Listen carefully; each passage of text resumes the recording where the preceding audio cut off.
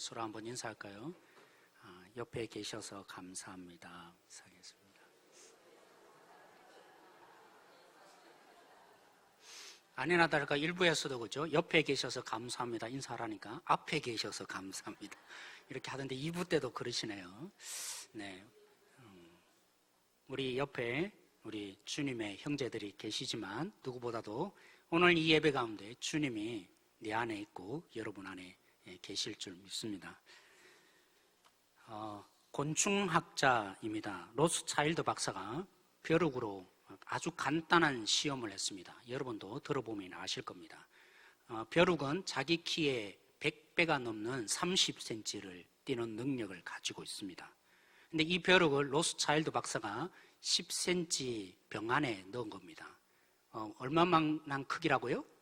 10cm, 30cm를 뛸 수 있는 벼룩을 10cm 병 안에 넣었으니까 당연히 튀어나오겠죠. 그래서 위에 병뚜껑을 닫았습니다.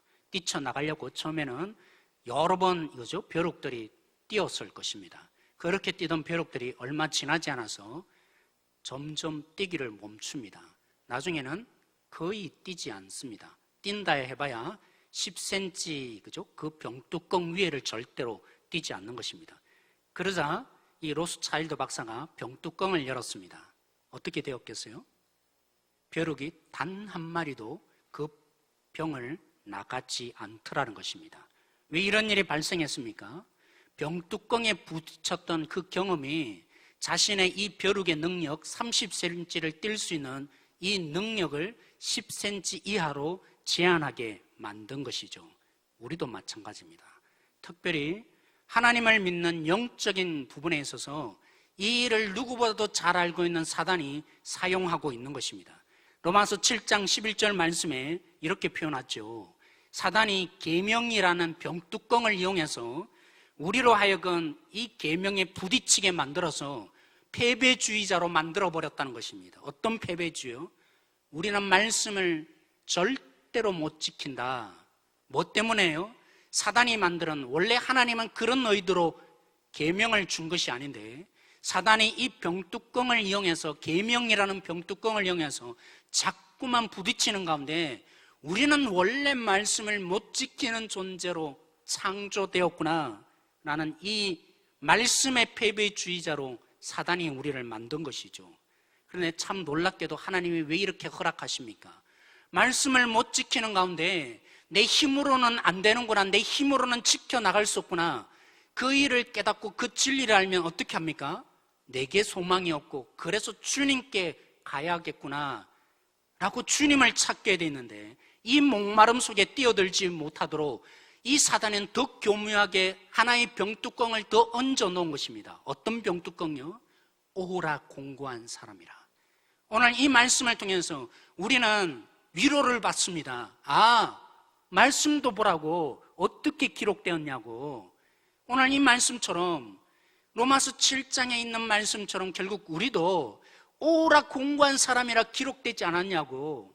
첫 번째 계명이라는 병뚜껑으로 패배주의를 만든 이 속에 우리는 양심의 찔림이 있습니다. 아이고, 하나님, 대표 기도자들이 대부분 주일, 그죠? 첫 번째 기도를 뭐라고 합니까? 일주일 동안 살지 못하고 온 우리를 용서하여 주십시오.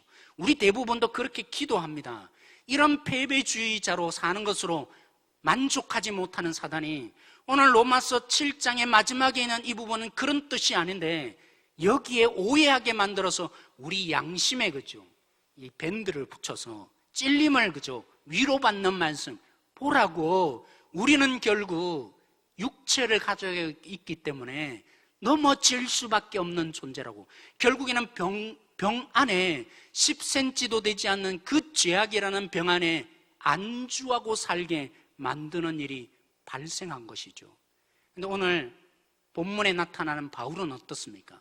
사실 바울은 오라 공고한 사람 고백한 적이 없습니다. 오늘 이 말씀을 고백했던 로마서 7장의 말씀은 바울의 고백이 절대로 아닙니다.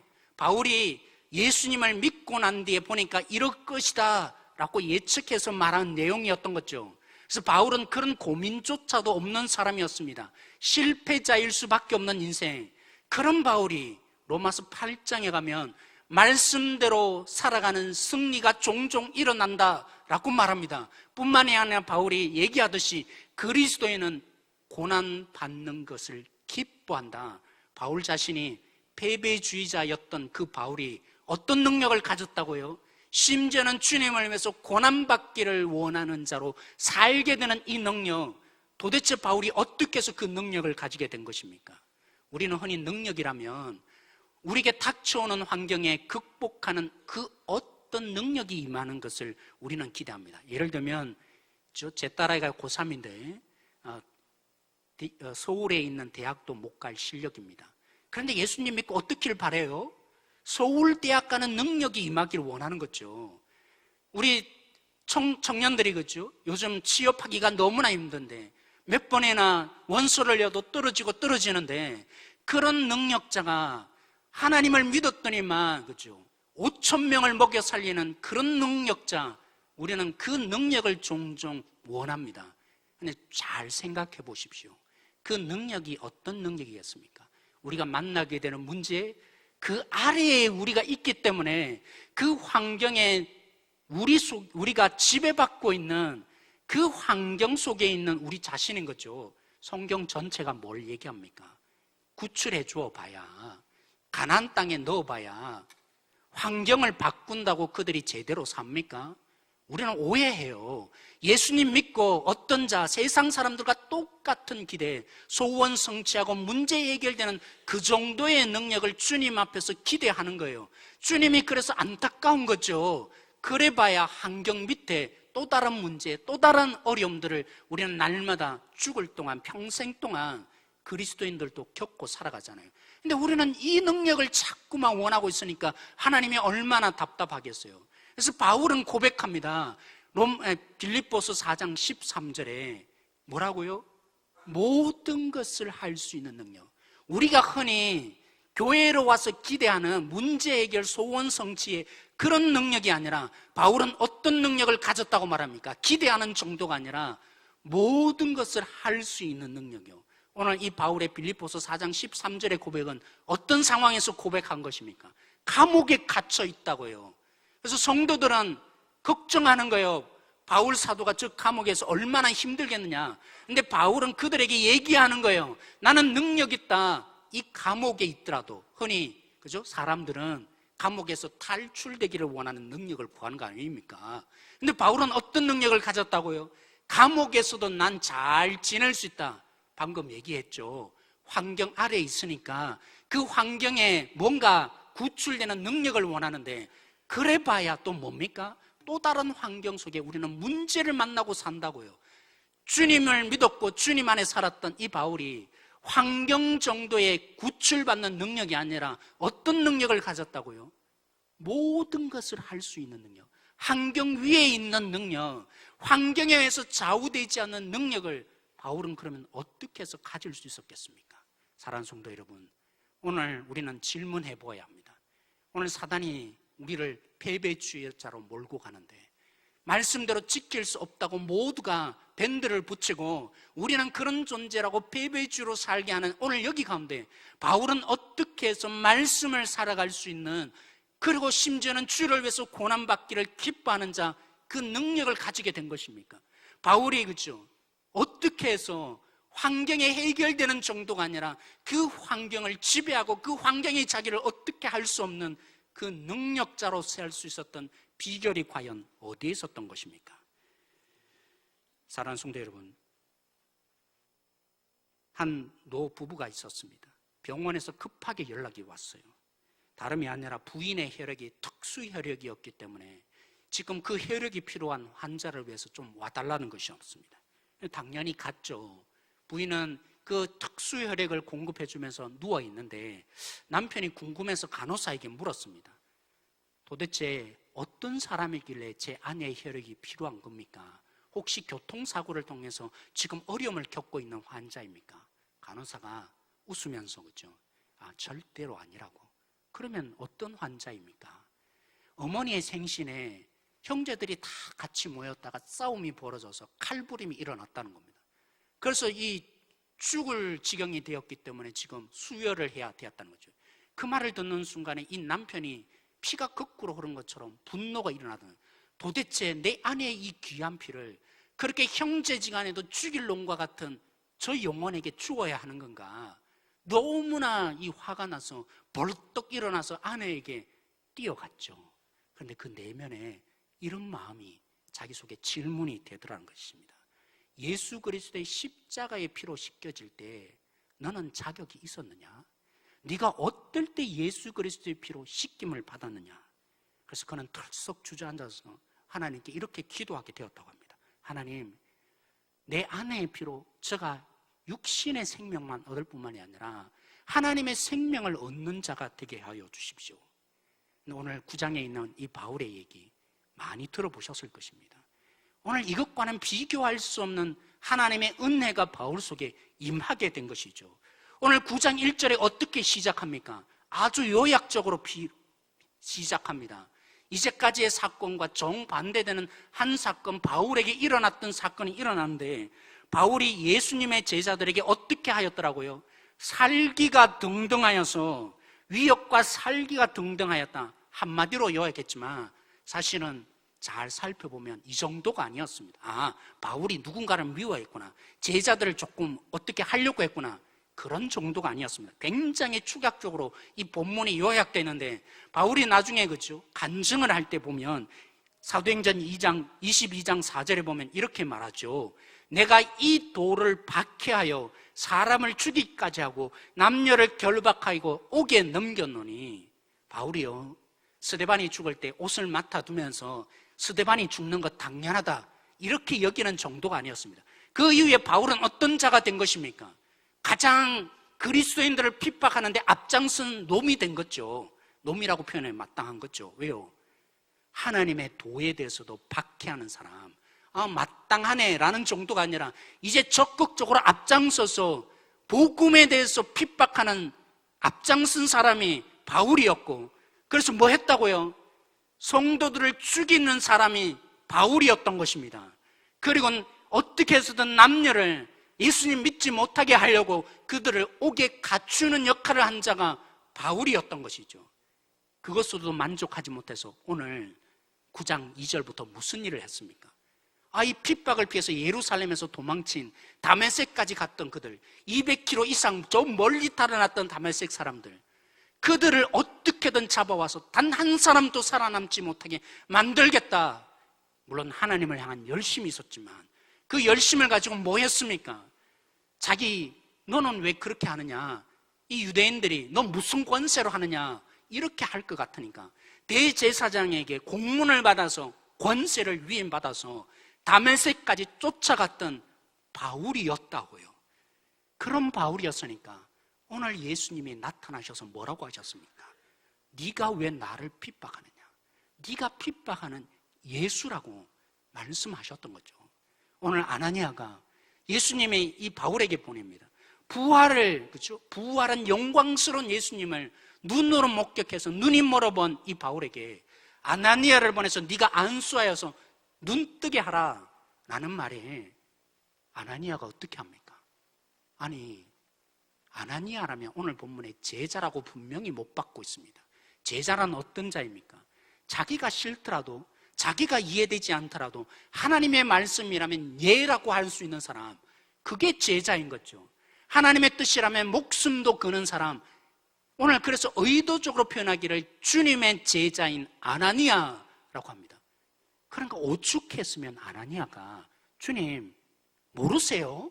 바울이 어떤 놈이었는지 모르세요? 주님이 좀 모르는 것 같은데 바울이요, 사람들을, 예수 믿는 사람들을 공격하고 지금 여기까지 온 놈이에요. 예수님이 몰랐겠습니까? 예수님이 모르는 것이 없겠습니까? 전능한 하나님인 걸 아는 이 아나니아가 하나님이시면 모든 것을 다 파악하고 계신 하나님일 것을 뻔히 아는데 아나니아가 왜 이렇게 말합니까? 믿을 수 없는 거죠. 바울 그 자체만 보면 이렇게 핍박한 놈이 어떻게 하나님의 은혜를 입을 수 있고 어떻게 예수님이 고쳐줄 수 있느냐고, 어떻게 그런 사람을 주님의 동력자로 보낼 수 있느냐고. 주님 좀 뭐 모르는 거 아니에요? 주님 이제까지 이 바울에 대해서 눈 모신 거 아니에요? 한편으로 표현하면 이런 표현인 거죠. 이런 의문으로 바울이 이런 존재였습니다 라고 아나니아 예수님이 보내시는데 질문을 했던 거죠. 여러분, 예수님이니까 오늘 바울을 찾아오셨다 당연하게 생각해 보십시오. 하지 마십시오. 우리를 생각해 보십시오. 여러분은 힘들게 하고 어렵게 하면 어떤 마음이 들던가요? 밥도 같이 안 먹고 싶잖아요. 그죠? 얼굴 보기도 힘들잖아요. 예배하러 왔는데도, 그죠? 인사하기도 힘든 게 우리 아니에요. 그런데 바울에게 예수님은 어떤 분이었습니까? 바울이 예수님을 어떻게 다루었습니까? 핍박했다고요. 하나님의 말씀으로 그들에게 은혜를 준 그들에게 공격하고, 그죠? 이 바울이 예수님을 핍박하는 존재로 살았는데, 그래, 너 한번 해봐라. 그러다가 너는 멸망당할 것이다. 내버려둬야 당연하지 않겠어요? 어려운 말로 신학적으로, 그죠? 육이 내버려두신다. 로마서 1장에 표현한 것처럼 하나님을 대적한 인간들, 그 죄에 대해서 하나님이 내버려두사 한 것처럼 조그만 죄가 아니죠. 지금 교회를 세우시고 하나님의 이 아들됨을 나타내는 이 복음을 핍박하고 멸망시키려고 한 놈도 내버려두지 않고 삭슬이 하려고 하는 이 바울, 예수님이 어떻게 해야 당연한 것입니까? 그래, 네 언제까지 하나 두고 보자. 결국에는 증명될 거야. 내가 하나님이심을 온 땅에 증명되고 너는 결국 멸망할 거야. 이래야 되는 것이 당연하지 않겠습니까? 그런데 예수님이 그렇지 않더라고요. 저와는 다르더라고요. 우리와는 다르더라고요. 그 예수님이 아나니아를 보내서 부활의 예수님을 만난 눈이 뜰 수 없는 그에게 안수하여서 눈뜨게 하는 은혜. 이 아나니아만 보낸 게 아니라 동력자로 세우잖아요. 여러분은 어떤 자와 함께하고 싶습니까? 이왕이면 어떤 목회자를 세우고 싶습니까? 이제까지 삶을 보면 청문회 열고 하면 그렇죠. 과거에 있는 낱낱이 죄를 보면 자격이 없다고, 그런 놈이 어떻게 우리 가운데 장관이 될 수 있고 그런 사람이 어떻게 대통령이 될 수 있냐고 우리 모두가 자격이 없다고 말하잖아요. 바울을 생각해 보십시오. 무슨 자격이 있습니까? 그런데 예수님이 누구를 동력자로 세웁니까? 누구를 이 하나님의 은혜와 권세와 영광에 예수님 홀로 다 하실 수 있음에도 불구하고 에베소서 2장만 묵상해 보면 그렇잖아요. 우리를 예수님만 하나님이 우편에 앉힌 것이 아니라 우리를 하나님의 우편에 앉히셨다고. 왜요? 하나님의 권세와 능력을 누리게 하려고. 오늘 이 바울을 불러서 사명자로 보내시는 이유도 있지만 하나님의 이 얼마나 어마무시한 능력과 은혜인지를 이 바울에게 사역자로 세우는 가운데 그 바울을 깨닫게 하시는 것, 무슨 행동인 것입니까? 예수님의 이 행동 아무리 찾으려고 해봐, 이유를 찾으려고 해봐야 오늘 설교의 제목처럼 은혜인 것이죠. 그렇습니다. 예수 그리스도의 그 은혜가, 바울을 눈뜨게 한 예수 그리스도의 그 은혜가 패배자로 살던 그 바울이 주님 말씀을 지키며 말씀을 위해서라면 목숨을 거는 그 승리자로 바꾸게 했던 것입니다.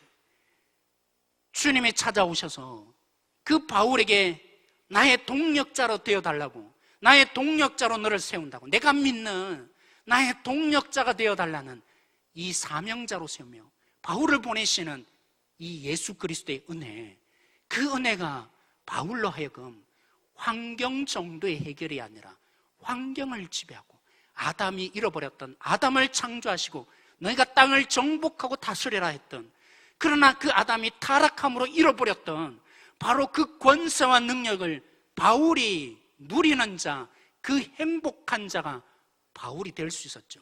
오직 예수 그리스도가 그에게 찾아오시는 은혜로 말입니다. 그래서 오늘 20절에 보시면 다른 많은 학자들이 종종 오해하시는데 바울이 많은 준비를 가지고 한 20년 동안 그저 갈라디아서 보면 다른 저 사막 지역에 갔다가 복음을 전하기 시작했다라는 본문이 있거든요. 그래서 바울은 수십 년 동안 준비하면서 드디어 자격을 갖춰서 복음을 아니요. 오늘 이 본문을 보십시오. 하나님의 은혜가 임하고 나니까, 예수 그리스도의 만남을 주시는 그 은혜가 임하고 나니까 20절에 뭐 했더라고요? 이제까지 예수 그리스도를 핍박하던 바울이 즉시로 예수 그리스도의 복음을 전하는 자로 바뀌는 자가 된 것입니다. 사랑하는 성도 여러분, 오늘 우리에게도 이 은혜가 필요한 것입니다. 넘치고 쓰러지고 결심해도 결단해도 그래, 난 원래 이런 놈이니까, 말씀대로 못 지키는 육신에 있는 놈이니까 오늘 이런 우리에게, 이 패배주의로 깊이 물들어 있는 우리에게 주님이 만나주시는 은혜가 임하여져야 할 것입니다. 환경 조금 해결해 줘봐야 또 주님을 배신하고 떠나버리는 그런 정도의, 환경 해결해 주는 정도의 은혜가 아니라 정말 주님이 우리를 다가오셔서 만져주시고 깊이 인격적으로 만나주시는 은혜가 임하여질 때 우리도 기뻐하는 자, 우리 교회 표처럼 주님이 먼저이고 참으로 공동체를 섬기며 그런 가운데 나를 발견하는 참된 행복이 있는 한 사람 한 사람 되어질 줄로 믿습니다. 오늘 우리가 올 한 해의 표처럼, 그죠? 너희도 이와 같이 하라. 꼭 해외로 나가야만 선교의 삶이겠습니까? 내가 테두리로 놓았던 이유, 이런 사람만 사랑해야지, 사랑할 수밖에 없었던, 그 정도의 사랑할 수밖에 없던 우리에게 이 주님이 우리를 만나주셔서 우리 속에 역사하실 때 도저히 사랑할 수 없었던 저들에게 저도 주님을 만나기를 원한다고, 주님을 만나야 하지 않겠냐고, 보라고, 내가 이런데 너 한번 어떻게 될지 지켜보고, 그죠? 증명할 것을 기다렸던 우리가 이제는 그 영혼을 붙잡고 주님 살려달라고 그 마음이 흐르는 선교적인 삶이 우리 속에 일어나게 되는 비결이 어딥니까? 주님의 은혜가 동일하게 임할 때 가능한 것이죠. 스로스츠라는 사람이 있었습니다. 교도소에서 40년 동안 복역을 했습니다. 마지막 이 모든 벌을 다 받고 40년의 긴 세월을 마치고 추록하는데 교도소 관련된 모든 사람들이 예측합니다. 그는 반드시 다시 이곳으로 들어오리라. 왜요? 그를 다룰 수 있는 사람이 없었거든요. 이 벌에 의해서 40년 동안 있었지만 얼마나 악하고 악독한지 그를 다룰 수 있는 사람이 없었다고 합니다. 추록되는 날 있을 곳이 없으니까 구세군에 있는 이 숙박소 시설에 그가 가서 하루를 보냈습니다. 근데 그날이 하필이면 어떤 날이었냐면 전도 집회가 열린 것입니다. 하나님이 놀랍게 그 속에 역사하신 것이죠. 예수님을 그가 그 속에서 만났습니다. 도저히 안 된다고, 그는 다시 이 감옥으로 들어올 것이라고 얘기했던 그 모든 사람들의 예상을 끼고 그가 예수님을 믿고 새로운 사람이 된 것이에요. 그러면서 18년 동안 자기를 만난 이 은혜를 생각하면서 바로 그 숙소에서, 그죠? 18년 동안 봉사하면서 이 초록한 이 죄수들을 섬기는 사람으로 살았다는 것입니다. 그런 그가 이렇게 간증합니다. 나는 가축 채찍으로 50대씩 8번 맞았다. 몇 번 맞은 겁니까? 5, 8이 40, 400대를 맞았다. 그리고 40년 동안 교도 생활했지만 400번 매를 맞고 40년 동안 교도 생활했지만 나를 변화시키지 못했다. 그러나 예수님이 나를 만나 주시니까 내가 이렇게 변화되어서 새로운 사람이 되었다라고 고백했습니다. 근데 의문이 들죠. 우리만 보면 의문이 들죠. 우리가 은혜를 수없이 들었는데, 그리고 수없이 우리는 은혜에 대해서 얘기해 왔는데, 그래서 종종 어떤 분들은 얘기합니다. 은혜면 다 하냐고, 은혜가 무슨 해답이냐고, 그러니까 한국교회가 망쳐지는 것이라고. 사랑하는 성도 여러분, 은혜를 모르는 사람이 없는 것 같은데 왜 우리는 승리자, 그리고 환경을 지배하는 능력자 우리 자신이라고 감히 말할 수 없는 것입니까? 오늘 바울을 보면 비결이 있는 거예요. 오늘 바울은 그죠, 예수님에 대한 정보가 없었던 사람이 아니었습니다. 누구보다도 예수님에 대해서 잘 알았죠. 예수님의 십자가에 죽었다 알았죠. 그가 바울이 자신의 신학과 성경의 지식으로 볼 때 예수가 십자가에 못 박혔다는 말이 무슨 말입니까? 하나님이 얼마나 그가 죄를 많이 지었으면 버렸겠냐고. 하나님이 진노하여 버린 그를 부활했다고 어디 그따위 복음을 전하는 거냐고. 그러니까 거짓된 복음을 전하는 즉 그리스도인들, 하나님을 기쁘시게 하는 자로 내가 가만 내버려 둘 수 없다 했던 바울이었던 거죠. 바울은 지식적으로는 예수님을 안 자였습니다. 신학적으로 성경적으로 누구보다도 능통한 자가 바울이었습니다. 그놈 바울에게 예수님이 오셔서 직접 말씀하시고 보여주셨죠. 그렇습니다. 은혜 마찬가지입니다. 우리가 생각하는, 우리가 바라보는, 우리가 경험한 정도의 은혜가 아니라 오늘 바울을 만나줬던 수준의 주님이 주시는 은혜가 우리 속에 임하여야 하는 것이죠. 그 은혜를 여러분 맛보셨습니까? 그 은혜가 우리의 교회 공동체 속에 임하여져 있습니까? 디도서 2장 14절 말씀입니다. 우리 같이 한번 읽도록 하겠습니다. 같이 읽겠습니다. 시작.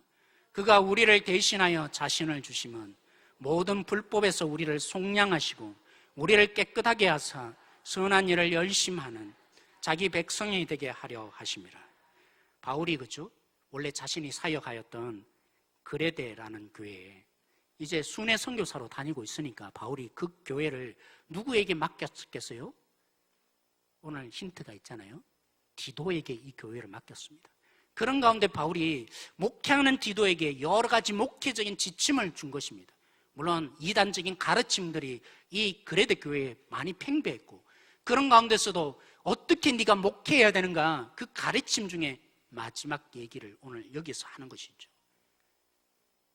예수님을 진짜 만났다면, 하나님의 진짜 은혜를 안다면 세상 사람과 똑같이 살 수 있느냐?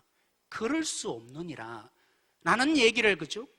이 그레데를 숨기고 있는 디도를 통해서 너가 가르쳐야 한다고 얘기했던 것이죠.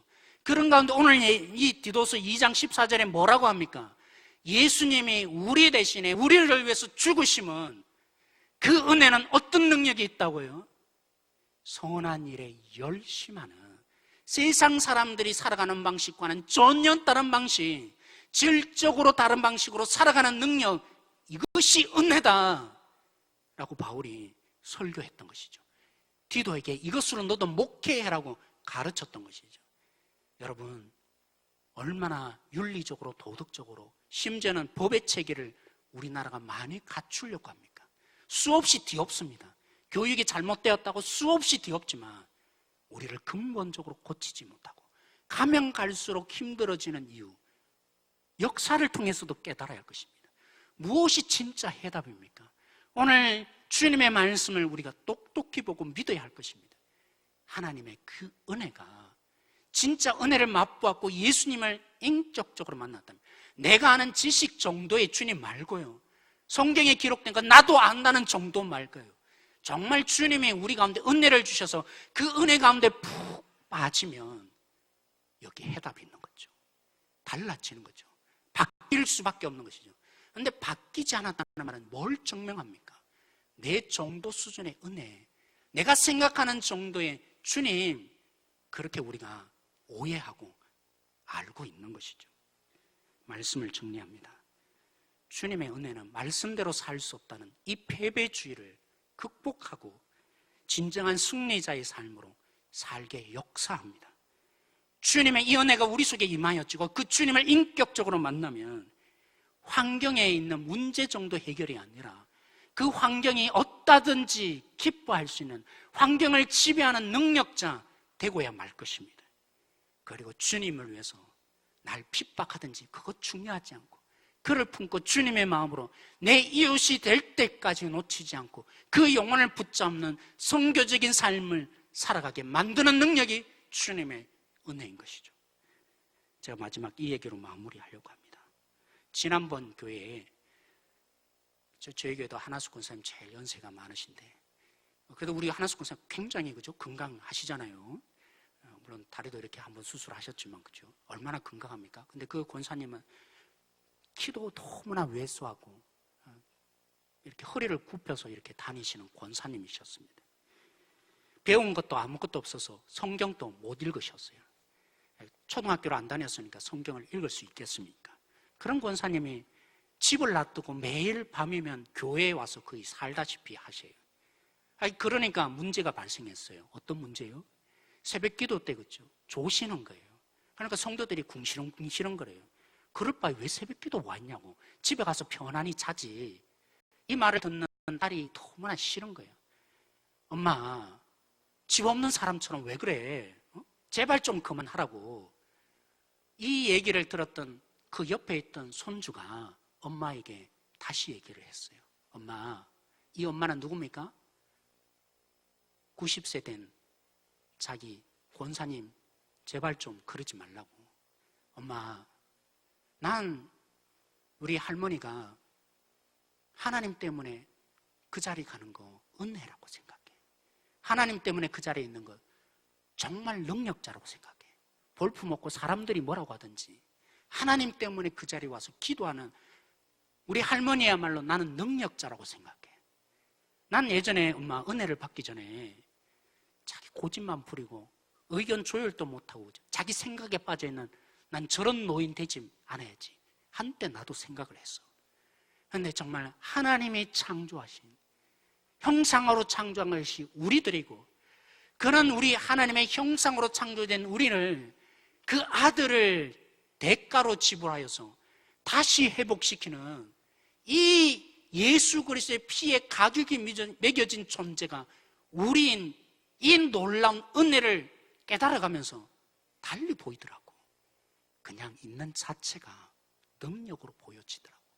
그 자리에 있는 자체, 뭐 하나 하지 않아도, 뭔가를 열심히 하나 하지 않아도 그 자리에 있는 자체가 능력으로 내가 보이더라고. 그렇죠, 사랑하는 성도 여러분. 우리 권사님들이 종종 흘러가는 말씀으로 말씀합니다. 아유, 내가 나이도 많고요, 이제 뭐 못하는데 참 보탬도 안 되고 그래요. 뭘 흘러가는 걸 저보고 한 얘기는 아니었는데 제가 그걸 들으면서 아이, 권사님 아니에요, 가끔 이렇게 얘기를 해주시지만, 사랑하는 성도 여러분, 진정한 하나님의 은혜가 있는 교회는 어떤 교회입니까? 하나님의 그 능력, 하나님의 어떤 존재로 우리를 만드셨고 회복시키는지 그걸 알면, 이 은혜를 알면 있는 자체가 능력인 거예요. 우리 어르신분들 참 그렇죠. 내 몸은 점점 약해지고 우리 길렀던 자녀들은 점점 나를 떠나가고 나는 쇠약해질 대로 쇠약해지는, 뭐 할 것 교회 속에도 없는 것 같은데 아니요. 하나님의 은혜의 관점에서 우리 한 사람 한 사람을 보면 이 자리에 존재하는 것이 능력입니다. 예배에 와서 자리를 지켜주는 그것이 능력인 것입니다. 오늘도 그 은혜가 흘러가는 우리 교회 되어지기를 원합니다. 하나님의 그 은혜가 붙잡혀지는 자로 한 영혼 한 영혼이 보여지고, 그렇죠, 그가 주님을 만나면 어떤 자로 살아갈지, 어떤 능력이 임하여지는 자가 될지, 우리가 오늘도 그 주님의 은혜로 한 분 한 분을 보는 역사가 있는 교회, 은혜가 해답이 되는 교회 되어지기를 소망합니다. 오늘 우리 함께 이 시간 기도하십시다.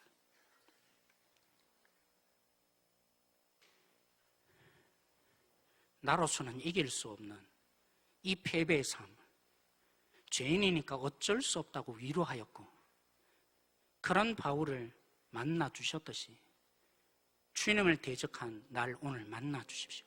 하나님, 결심해도 안 됩니다. 또 넘어집니다. 그런 일 속에 다시 한번 이 복음을 들려주시고 주님의 은혜로 나를 지배하여 주십시오. 내가 아는 주님이 아니라 주님이 오셔서 친히 우리 한 사람 한 사람 가운데 만남의 은혜를 허락하여 달라고 기도하십시다. 이 주님의 수준의 은혜가 부어져서 어떤 형편에든지 기뻐할 수 있는 능력자가 되게 하여 달라고, 주님의 은혜가 해답이 되어서 한 영혼을 한 영혼을 바라볼 수 있는 진정한 주님의 교회 되게 하여 달라고, 주님을 만난 즉시 복음을 전하기를 부끄러워하지 않고 그가 변화되었듯이 목마른 우리의 이웃에게 주님을 전하는 은혜가 부어지는 우리가 되게 하여 달라고, 오늘 우리 주여 한번 부르짖고 기도하기를 소망합니다.